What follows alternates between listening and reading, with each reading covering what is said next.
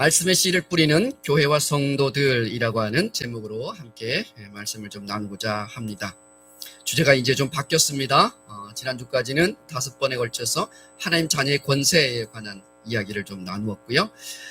이번 주부터는 오늘 포함하면 5번째 주까지 5번에 걸쳐서 씨 뿌리는 말씀에 관해서 좀 묵상을 하고자 합니다. 월요일날 아침이었습니다. 제가 월요일날 쉬니까 월요일 아침에 집에 있는 강아지를 데리고 아파트 단지에 산책을 하면서 이번 주부터는 어떤 말씀을 묵상하고 또 전할까요? 하고 주님께 묻고 그렇게 묵상하면서 산책을 하고 있었을 때였어요. 그때 제 눈에 띄는 풍경 하나가 있었는데 그것은 아파트 단지 안에 있는 텃밭이었습니다. 얼마 전에 아내가 저에게 텃밭을 올해 한번 농사를 지어보면 좋겠다 해서 신청을 좀 하자 했는데 제가 그 제안을 한 번 듣고 한 귀로 흘러버리는 바람에 그 신청 기간을 놓치고 말았습니다. 그래서 그랬던 터라 기회를 놓치었던 터라 아쉬움도 있고 그래서 그 텃밭이 어떻게 생겼나 하고 구경하러 좀 더 가까이 가보았어요. 가만히 가까이 가서 관찰해 보니까 어떤 가정은 이미 그 텃밭을 잘 일구어 놓았고 그래서 거름을 주어 놔서 곧 씨를 뿌려도 될 만큼 잘 손질이 되어 있는 텃밭이 있었고 또 어떤 텃밭은 가만히 들여다보니까 작년에 지었던 그 농작물 그대로 그렇게 단단하게 굳어진 그런 텃밭이 주인이 바뀌었음에도 불구하고 그렇게 덩그러니 놓여 있는 것을 보게 되었습니다. 밭을 보니까 그 주인이 마음에 보이더군요. 생각해 보니까 곧 이제 따뜻해진 3월이 되었고 파종을 해야 할 때가 다가왔구나라는 생각을 문득 하게 되었어요. 농부들의 마음이 1년 농사 준비에 참 분주하고 바쁜 때구나. 곰곰이 제가 예전에 아버지를 도와서 농사를 지을 때를 생각해 보니까 3월이 참 분주하고 바빴던 시기였던 것 같아요. 한 해의 농사가 씨를 뿌리는 것에서 시작하지라고 하는 생각이 들면서 문득 오늘 이 성경 본문 말씀이 떠올랐습니다. 하나님의 나라도 말씀의 씨를 뿌리는 것에서 시작되는 줄 믿습니다. 오늘 성경 본문은 그 배경이 매우 전원적이고 토속적인 배경을 갖고 있어요. 예수님의 말씀을 듣기 위해서 원금각지에서 많은 사람들이 모였습니다. 모인 사람들 그들의 눈앞에는 넓게 펼쳐져 있는 갈릴리 바다가 보입니다. 그리고 주님께서는 해변에서 조금 떨어진 곳에 배의 뱃머리에 앉으셔서 그들에게 말씀을 가르치고 있는 거예요. 주님께서 여러 말씀을 그 무리들 가운데 말씀을 하시던 중에 갑자기 예수님의 눈에 군중들 너머에서 농부들이 열심히 씨를 뿌리는 모습을 보시게 되셨습니다.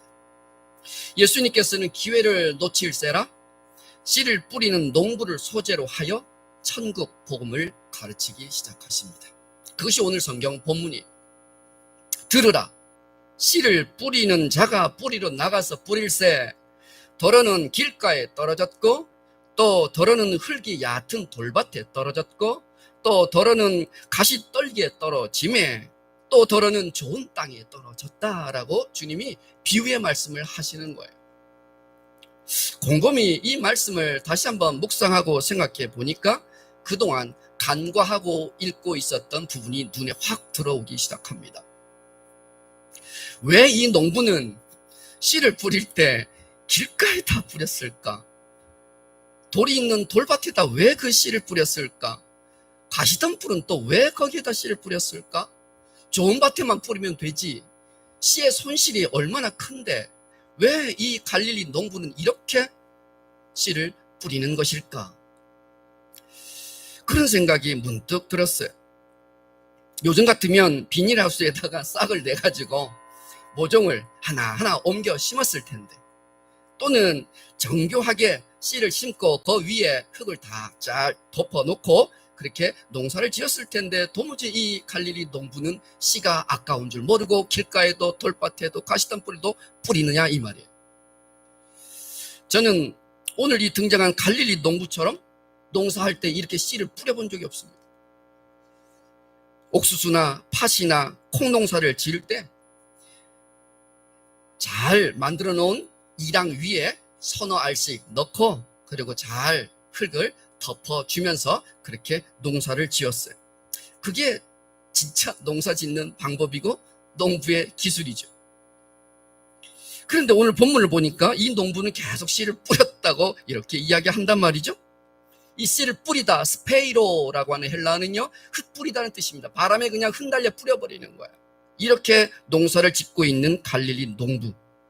이 본문을 그래서 곰곰이 다시 생각하면서 우리가 이 씨 뿌리는 비유를 다시 이해해 볼 필요가 있겠다 싶었습니다. 두 가지가 이 농부에게 있어서 이해해야 할 두 가지 초점이 있는데, 하나는 그들이 짓는 이 밭, 농경지의 특성입니다. 당시에 이스라엘 농토는 우리가 농사 짓는 그런 좋은 땅이 아니었습니다. 주로 석회암 안반이 땅 밑에 숨겨져 있고 그 위에 표토층이 얇게 덮여 있는 땅입니다. 그러니까 우리 옛날 어른들이 그런 말을 하죠. 살이 없다. 이 땅이 살이 없다라고 하는 말들을 종종 하는데, 땅이 깊지 않은 거예요. 더군다나 농사지을 땅이 넉넉하지 않다 보니까 언덕이나 산지를 개간하여 농사를 지을 수 있는 땅으로 그렇게 만드는 것이었어요. 그러다 보니 땅속에 숨어 있는 돌멩이, 바위는 여전히 그대로 있는 것이죠. 아무리 캔다 제거한다 하더라도 가시 넝쿨의 그 잔뿌리들이 여전히 땅속 밑에 눈에 보이지 않지만 남겨져 있는 것이죠. 저것을 개간하다 보니까 길도 없어져 버려요. 그래서 사람들이 파종할 때까지 묵혀있는 그 땅을, 그 밭을 그냥 지나다니다 보면 그 밭에 뭐가 나요? 길이 나는 것이에요. 길과 밭의 경계가 불분명한 것이죠. 그러다 보니 그들이 기경하게 될, 또 씨를 뿌리게 될 이 밭의 모양이라는 것이 어때요? 그 밭에는 길가도 생기고 또 그 땅 밑에는 돌멩이들도 여전히 있고 한쪽 귀퉁이에는 가시덤불도 여전히 자라고 있는 것이죠. 그러니 한 밭에 네 가지 토양이 다 있는 것이에요. 길바닥같이 탁탁하게 굳어버린 그런 곳도 있고, 또 돌밭도 있고, 또 가시덤불도 있고, 개중에 좋은 옥토도 있는 것입니다. 바로 그런 밭이에요. 자, 그런 밭에다가 씨를 뿌리는 것인데, 이들에게 씨를 뿌리는 파종법은 또 독특하게 두 가지가 있습니다.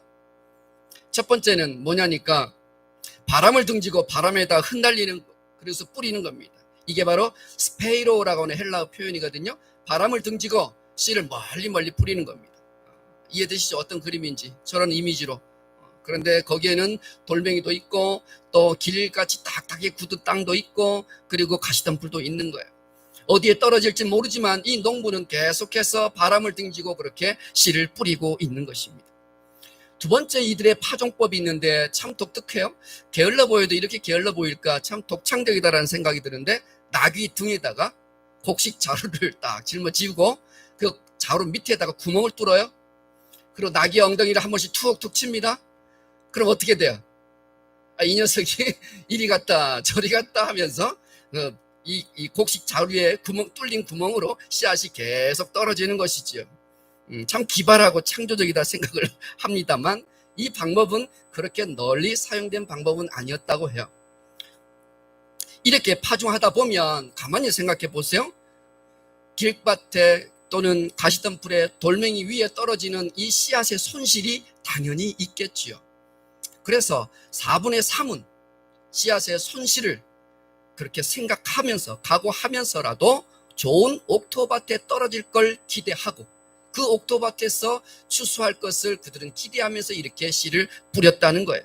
4분의 3은 과감하게 포기하는 겁니다. 그러나 4분의 1에서 4분의 3 포기했던 바로 그 지경에서 수확할 그 수확물들을 얻을 것이라는 기대가 그들 가운데 있는 거예요. 그래서 이렇게 바람을 등지고 흩뿌리며 씨를 뿌렸다는 것입니다. 생각해 볼까요?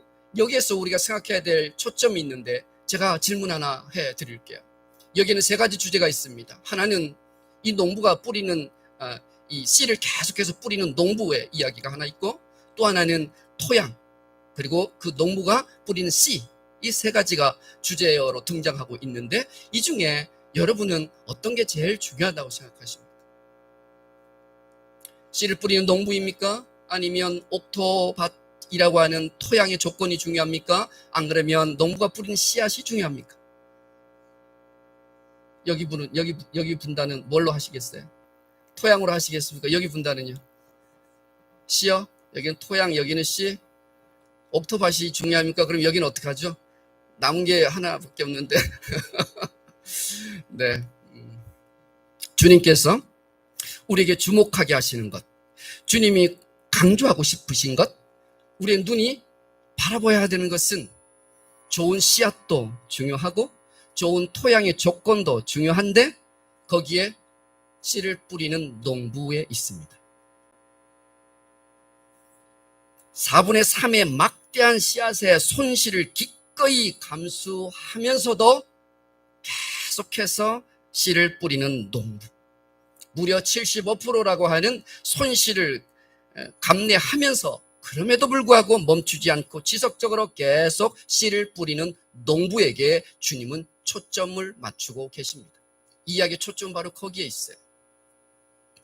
3절에 보니까 들으라, 씨를 뿌리는 자가 뿌리러 나갈세라고 말씀하신 씨를 뿌리다 라고 하는 표현을 가만히 보면 스페이론이라고 쓰였더라고요. 이건 뭐냐면 스페이론이라고 쓰인 현재 분사형으로 써놨어요. 그러니까 다시 말하면 주님께서 무엇을 강조하고 계시냐면 씨를 뿌리는 이 농부가 그 씨를 계속해서 반복하여 열매 맺을 때까지, 싹이 날 때까지, 뿌리를 내릴 때까지 가서 씨를 뿌리는 농부가 가서 씨를 뿌리는 것을 설명하고 있거든요.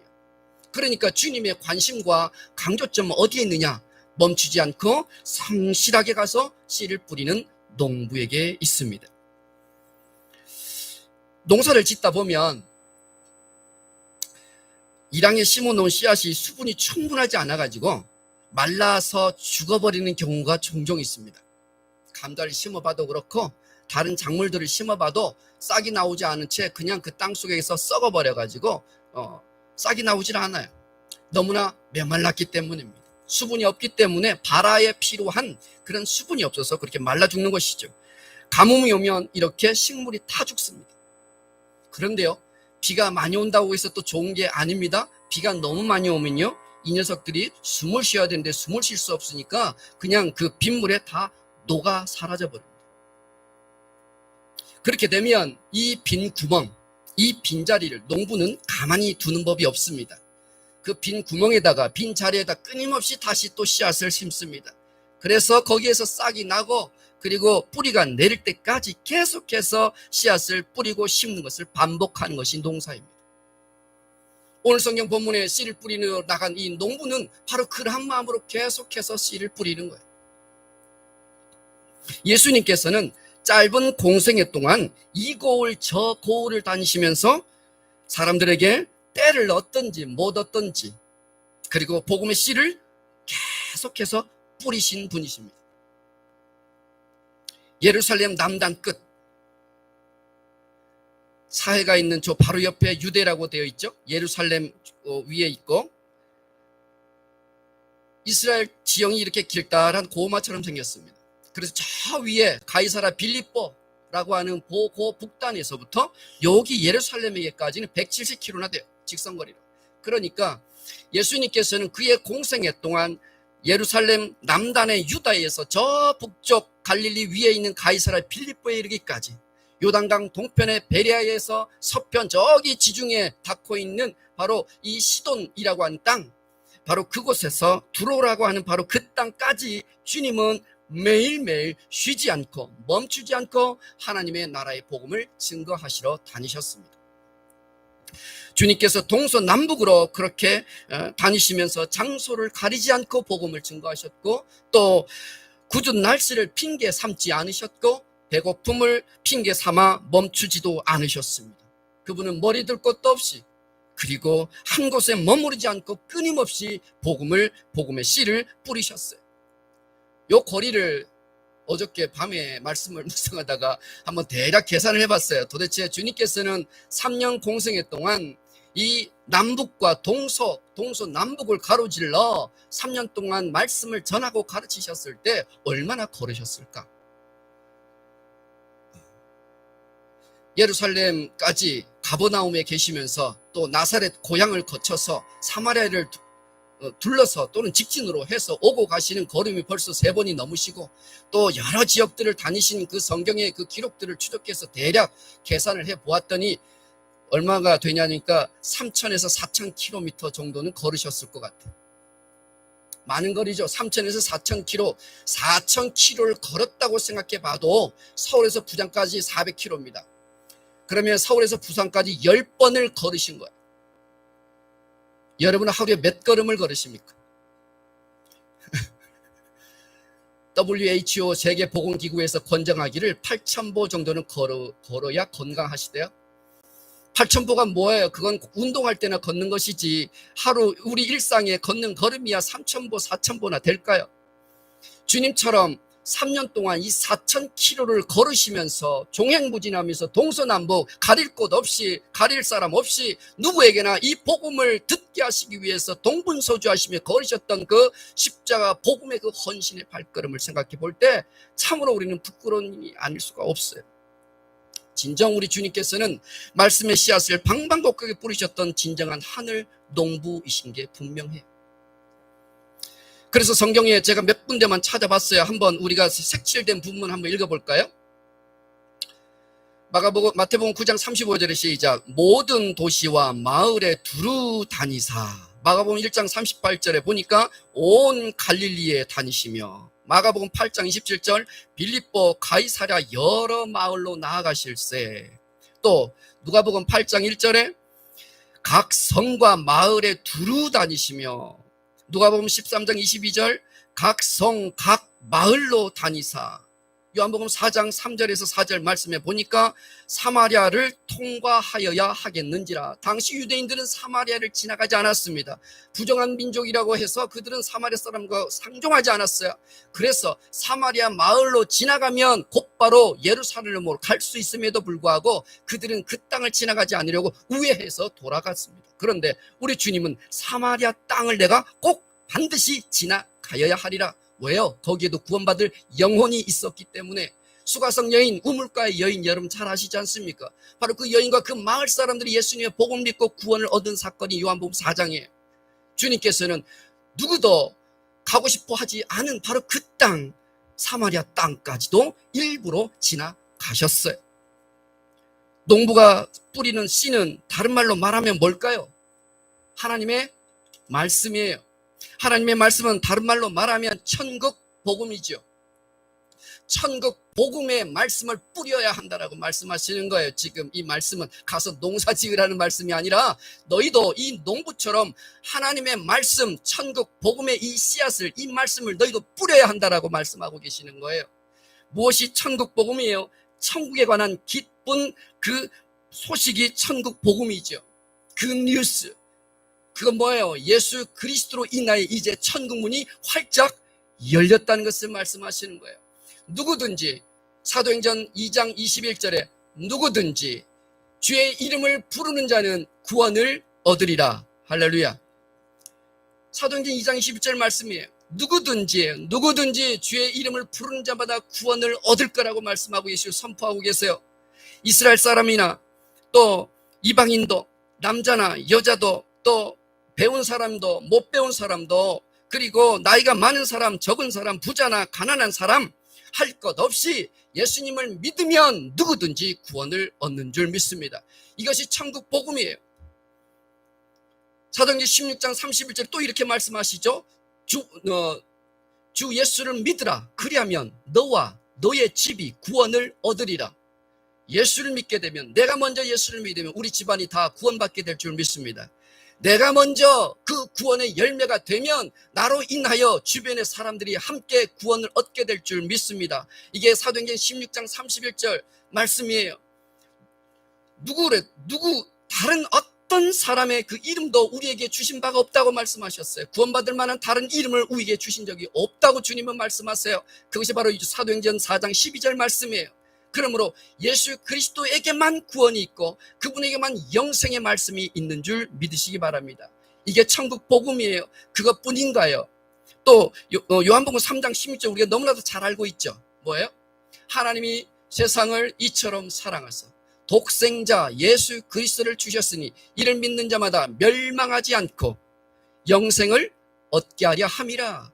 예수 그리스도를 믿으면 멸망하지 않고 영생을 얻게 될 것이라고 말씀하고 계세요. 요한복음 5장 24절 말씀 동일한 말씀인데, 예수님의 말씀을 듣고 그를 보내신 아버지 하나님을 믿는 자들에게는 영생을 얻었고 이미 얻은 거예요. 심판에 이르지 아니하며 사망에서 생명으로 옮겨졌느니라. 이것이 요한복음 5장 24절 우리에게 증거해 주는 말씀이에요. 이게 바로 천국 복음이란 말이죠.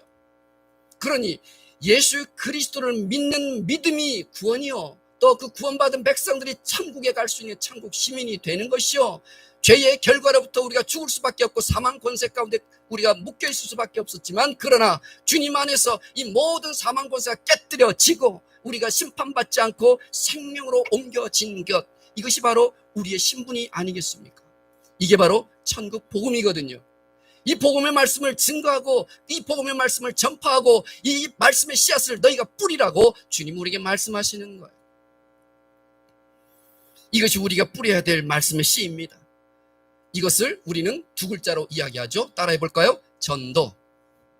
네, 도를 전하는 거예요. 예수님의 십자가의 도를 전하는 거예요. 십자가의 복음을 전하는 거예요. 십자가를 증거하는 거예요. 이게 바로 전도입니다. 씨를 뿌리는 농부가 그 땅이 길가인지 돌짝밭인지 가시떨기인지 관심 없고 신경 쓰지 않고 온전히 그는 열심히 씨를 뿌리는 것이에요. 그와 마찬가지로 우리는 이 천국 복음을 어디에서나 누구에게나 어떤 상황 가운데서나 계속 전파해야 될 줄 믿습니다. 그 사람이 열매를 맺는 여부는 차후의 문제예요. 하나님 나라의 본질은 씨를 뿌리는 것에 있거든요. 이 천국 복음을 전한 것에 있거든요. 이것이 바로 하늘나라의 본질이에요.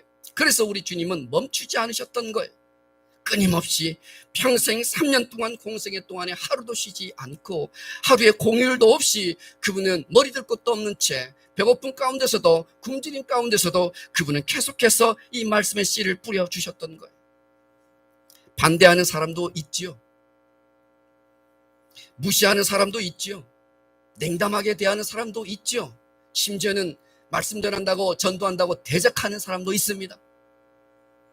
그러나 그것은 중요하지 않아요. 우리에게 필요한 것은 그저 쉬지 않고 말씀의 씨를 계속 뿌리는 것입니다. 우리 주님께서도 다양한 반응에 직면하셨어요. 가만히 말씀을 묵상해 보니까 이런 일들도 있었더군요. 예수님의 말씀을 사람들은 무시했습니다. 심지어는 그가 목수였고 그리고 나사렛 출신이라고 하는 신분과 출신 때문에 주님을 비아냥거리기도 했어요.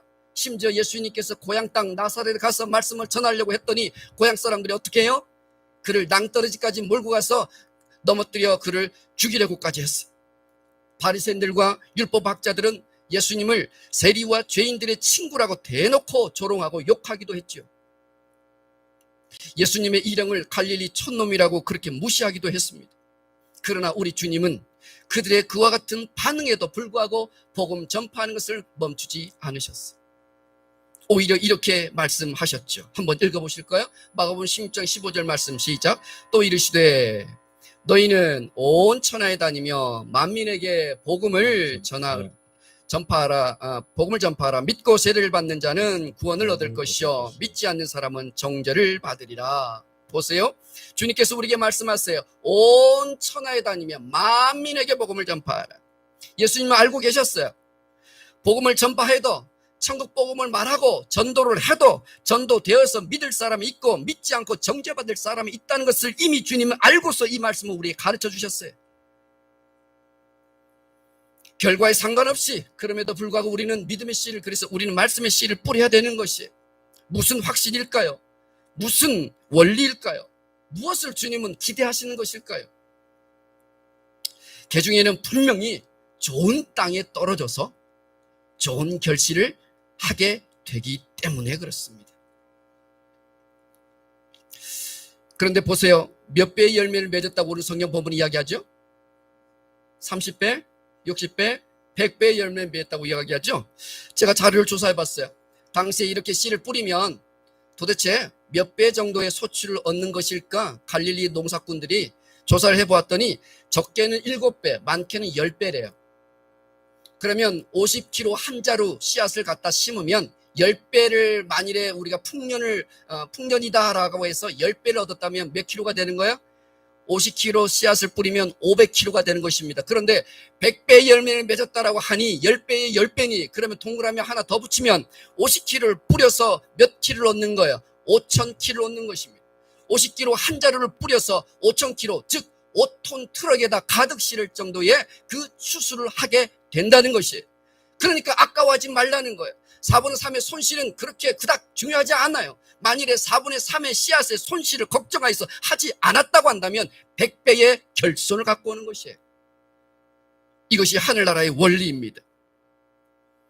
주님께서는 30배, 60배, 100배의 열매를 맺을 것이라고 말씀하세요. 이런 결과가 빚게 된 이유는 무엇일까요? 바로 그 씨앗을 자라게 하시는 분은 누구세요? 하나님이시기 때문에. 우리가 뿌린 씨앗은 천국의 말씀이요, 그 말씀이 살아 역사해서 30배, 60배, 100배의 열매를 맺게 하시는 분은 우리 하나님이시라고요. 고린도전서 3장 6절 말씀에 그래서 사도 바울이 이렇게 이야기하죠. 나는 씨를 뿌렸고 아볼로는 물을 주었으나 오직 여호와 하나님이 자라게 하시느니라. 아멘. 우리가 뿌린 그 말씀의 씨는, 천국 복음은 그 안에 하나님께서 자라게 하시는 것이에요. 히브리서 4장 12절 말씀에도 우리에게 말씀하고 계세요. 그 하나님의 말씀은 살아있고 운동력이 있어. 좌우에 날이 선 양날검보다 더 예리하여. 하나님의 말씀은 양날검보다 더 예리하대요. 왜요? 살아있기 때문에. 그래서 그 말씀은 우리의 영과 혼과 관절과 골수를 찔러 쪼개기까지 하시며 우리의 마음의 뜻과 의지까지 다 판단하신대요. 그러니까 우리의 영, 혼, 육 모든 것들을 다 바꿔 놓으시는 게 하나님의 말씀이라고 지금 이야기하시는 거거든요. 그러니까 하나님의 말씀이 뿌려질 때 그 씨앗 하나는 10배가 아니라 30배, 60배, 100배의 열매를 맺게 되는 것이에요. 생각해 보세요. 저와 여러분이 바로 이 자리에 있게 된 이유는 뭘까요? 그 말씀의 씨앗이 내 마음 가운데 깊이 뿌리 내리기 시작하면서 하나님께서 그 믿음을 자라게 하셨기 때문에 이 좋은 날, 이 쉬고 싶은 날, 엄청난 유혹을 뿌리치고 여러분 오늘 이 자리에 하나님을 예배하러 나오셨잖아요. 이게 기적이 아니고 무엇입니까? 사랑하는 여러분, 우리가 봐도 바로 전도의 열매입니다. 우리 중에 이렇게 미련한 전도를 통하지 않고 구원받은 사람이 있을까요? 나에게 복음의 씨를 뿌려주었던 그 어떤 사람의 수고가, 그분의 땀이 있었기 때문에 오늘 저와 여러분이 여기에 있는 줄 믿으시기 바랍니다. 누구이십니까? 한번 생각해 보세요. 여러분에게 그 복음의 씨를 뿌려준 사람이 누구예요? 학교 선생님인가요? 교회 다니는 착한 내 친구였나요? 내 일가 친척, 내 가족 중에 누구였나요? 아니면 직장 동료였나요? 학원 선생님이었나요? 너무나 다양한 사람들이 우리를 위해서 그 복음의 씨를 뿌려준 거예요. 1985년 제가 초등학교 4학년 때였습니다. 초등학교 4학년 때 여름 성경학교 때 교회 전도돼서 갔네요. 그때가 제 믿음 생활의 시작이었습니다. 그때 서울의 영락교회 청년들이 그 오지 마을 시골로 내려와가지고 여름 성경학교를 섬기겠다고 3박 4일을 꼬박 숙소도 없는 바로 그 열악한 환경 가운데 와가지고 그렇게 어린 생명들 데려다 앉혀놓고 주의 복음을 가르친 이 복음의 씨앗이 그때 제 마음속에 떨어졌어요. 그래서 제가 예수님을 영접하게 된 것입니다. 우상숭배했던 집에서 태어나서 처음 예수님을 영접하고 안 믿는 부모님 밑에서 신앙생활 하느라 참 힘들었습니다. 주일이 되기만 하면 어머니 아버지는 저를 일시키려고 온갖 지혜력을 다 짜내시는데 저는 어찌되었든 교회 가서 예배드리기 위해서 온갖 궁리를 저 역시 또 밥상머리 앞에서 엄청나게 머리 회전을 하고 있는 것이죠. 그렇게 부모님의 반대에 무릅쓰고 계속해서 주일 예배를 쫓아가고 일 시켜놓은 거 얼른 심부름 해놓고 뛰어 쫓아가서 예배 드리려고 그런 시간들을 보냈어요. 믿음의 뿌리를 내리기까지 눈물도 많이 흘렸고 너무 외롭고 힘들어서 어떨 때는 안 믿는 집에 왜 나를 태어나게 하셨냐고 하나님께 막 원망하기도 하고 하늘을 향해서 소리치기도 했어요. 너무 외롭고 힘들어서 하나님을 원망하기도 했고 신앙을 지키기 위해서 집을 떠나 홀몸으로 그렇게 믿음 지키겠다고 공장에 취직해서 공장에서 주는 밥 한 끼 하루 한 끼 먹으면서 그렇게 수개월을 지내기도 해봤습니다. 잠잘 곳이 없으니까 노숙 아닌 노숙을 예배당에서 잠을 자고 새벽 예배를 드리고 또 하루를 보내는 일들이 있었습니다. 그런데 그렇게 믿음의 말씀의 씨가 뿌려지고 그 믿음의 씨앗을 하나님께서 자라게 하시니 오늘 제가 있게 된 줄 믿습니다. 오늘 이 자리에 그 생명의 말씀을 하나님께서 내 안에서 30배, 60배, 100배 열매를 맺게 하신, 그래서 그 결과가 오늘 주의 종이 된 것입니다. 만일에 그때 영락교회 청년들이 만일에 회의를 할 때 이렇게 회의를 했다면 어떻게 되었을까 상상해 보았어요. 아니, 우리가 그곳 오지까지 가서 복음을 증거해야 되겠어요? 아니, 그 시골에 뭐가 나겠어요? 나사렛에서 뭐 선한 것이 날 수 있겠습니까? 오히려 가까운 이웃 동네나 이웃 도시에 가서 전도하고 여름 성령하고 섬기면 더 많은 열매를 맺을 수 있지 않을까요? 이거는 비효율성이에요. 이거 효율적이지 않은 것 같아요. 라고 만일에 그들이 전도를 그렇게 접근하고 그런 결론을 내렸다면 제가 오늘 여기에 있을 수 있을까요? 아니요. 그때 전도되어서 신앙생활을 시작한 그 고향 동네의 선후배들 중에 많은 사람들이 목회자가 배출되었고 많은 사람들이 선교사로 부름을 받았어요. 저는 이들이 하나님의 이 씨 뿌리는 말씀에 순종한 결과를 이렇게 수십 년이 지나 30배, 60, 100배로 하나님 앞에 그렇게 열매를 맺었다고 하는 사실을 천국 가게 되면 반드시 알게 될 줄 믿습니다. 여러분도 마찬가지 아닌가요? 누군가의 전도의 수고가 없었다면 저와 여러분은 이 자리에 있을 수 없습니다. 사랑하는 여러분, 우리 역시 우리의 전도에 시큰둥하게 반응하는 그 사람에게도 반복하고 또 반복하여 힘쓰고 애쓰고 있는데도 요지부동한 바로 그 사람에게도 끝까지 복음의 씨를 뿌려야 합니다. 내 남편, 내 아내, 내 자녀, 우리 직장의 동료들, 그리고 내가 만나는 이웃들에게 끊임없이 이 천국 복음을 전파해야 합니다. 이 말씀의 씨앗을 계속 뿌리는 농부가 되어야 합니다. 바로 그 중에 하나님께서 그 씨앗을 자라게 하셔서 30배, 60배, 100배 열매를 맺게 하실 영혼이 있기 때문에 그렇습니다. 최근 한 달 전부터 집사님 한 분이 스스로 시간을 내서 전도지를 나누고 계시는 것을 제가 알게 됐어요. 그것도 전도지만 나누는 게 아니라 전도 용품을 사비로 구매해서 섬기고 계시는 거예요. 초코파이도 사오고 다른 과자도 사와가지고 그걸 그렇게 나눠주면서 전도를 하고 있는 거예요. 이 사실을 알고 또 다른 권사님께서도 이 전도에 동참하기 시작하셔서 근래에는 평일에도 수시로 이 두 분이 전도를 하러 나가십니다. 그래서 제가 여쭤봤어요. 전도지를 주면 몇 분이나 받고 몇 분이나 거절하십니까? 제가 물었더니 3분의 2는 받지만 3분의 1은 쌩까고 거절한대요. 냉담한 표정, 그리고 난 바빠요라고 하는 표정. 노아의 때도 그러하였습니다. 시집도 가야 되고 장가도 가야 되고 소를 쌌으니 내가 소 길들여 가야 된다라고 그렇게 복음의 초청에 그들은 응하지 않았어요. 그래서 결국 그들은 구원받지 못했죠. 안타깝지만 그러나 우리가 해야 할 일은 이렇게 계속 천국 복음을 뿌리는 거예요. 그래서 제가 생각했어요. 아니, 사비로 그 전도용품을 사서까지, 그것은 하나님께서 나중에 갚아주시긴 하겠지만, 그래도 교회에서 하는 일인데, 교회에서 그 전도용품을 구비해 줄 테니까 사비로는 구매하지 마세요. 라고 제가 말씀드려놓고 계속 서칭하고, 무엇으로 전도용품을 살까, 마트 가서 이것저것을 사가지고 와서 납포장을 하기도 했지만,